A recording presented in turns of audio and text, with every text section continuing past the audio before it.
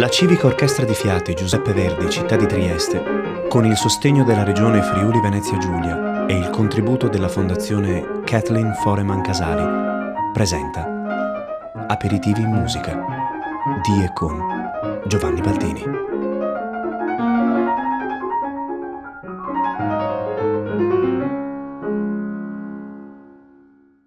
Una ventina Mozart, più di 30 Haydn, 32 Beethoven, per citarne alcuni.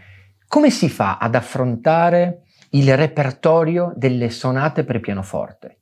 C'è un modo, in realtà c'è un principio dal quale noi possiamo partire per imparare ad avvicinarci a questi capolavori, ed è la comprensione del ruolo e della funzione del tema. Che cos'è un tema? Un tema è una serie di note che ha un inizio, uno sviluppo e una fine. Sta insieme da solo, lo possiamo canticchiare e spesso nelle sonate il tema è riconoscibile perché ritorna più volte. Il compositore è gentile con l'orecchio dell'ascoltatore e gli consiglia: attento, questa è una serie di note importante. Il tema molto spesso rappresenta il carattere non soltanto di un piccolo frangente, ma dell'intero movimento, per esempio il primo, il secondo o il terzo. Il primo consiglio, dunque, per un ascolto migliore è impadronirsi del tema, comprendere il tema, riconoscerlo, cercare di farlo proprio. Un primo esempio è tratto da una sonata di Mozart.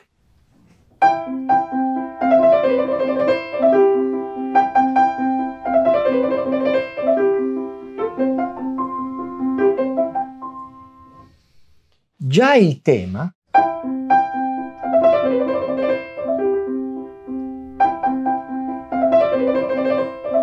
si ripete due volte con una piccola variazione, ma rappresenta qualcosa di allegro, scherzoso, danzante. È fatto apposta per dirci: gioca con me. Ascoltatore, gioca con le note, gioca come io, compositore nel caso di Mozart, sto improvvisando con il materiale musicale.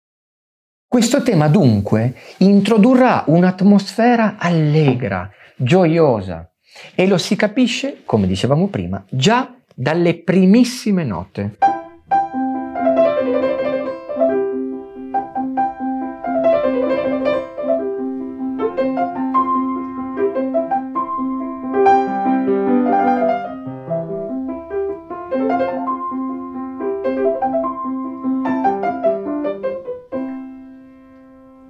Se volessimo studiare il tema e volessimo studiare la sua declinazione romantica, vi propongo il finale della terza sonata per pianoforte di Chopin. Il tema in realtà non viene citato immediatamente, ma viene preceduto da un'introduzione maestosa .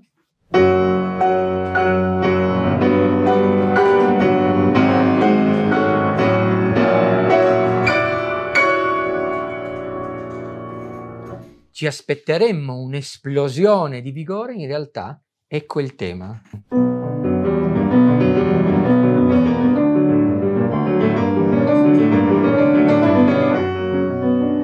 Vedete che la ripetizione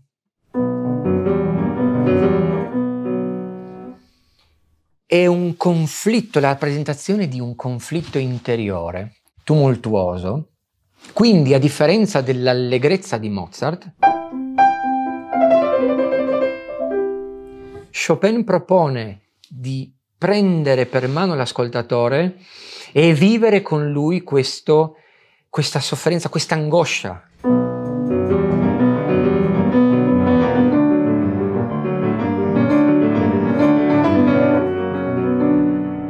Vedete che c'è sempre un movimento interno, un mugugno. Ecco, questo poi si trasformerà nel corso delle pagine in un grandissimo e appassionato inseguimento di questo desiderio.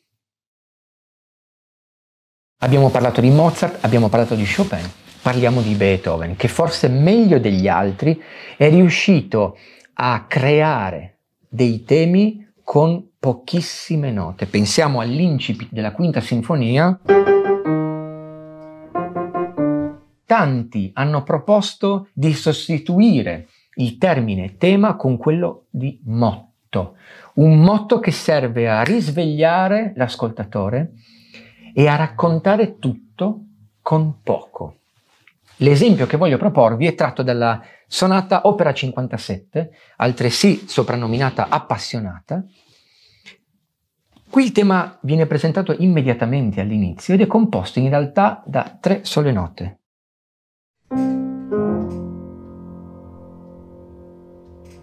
Già qui possiamo percepire un senso di mistero, un senso di ineluttabilità, ed è una sorta di previsione, una sinistra previsione per quello che potrà avvenire più tardi. Ancora.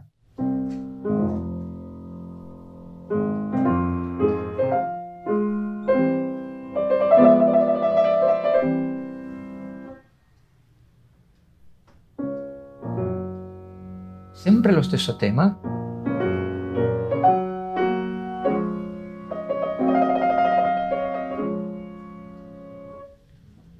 Poco più avanti, il tema assume, come spesso accade in Beethoven, delle forme gigantesche.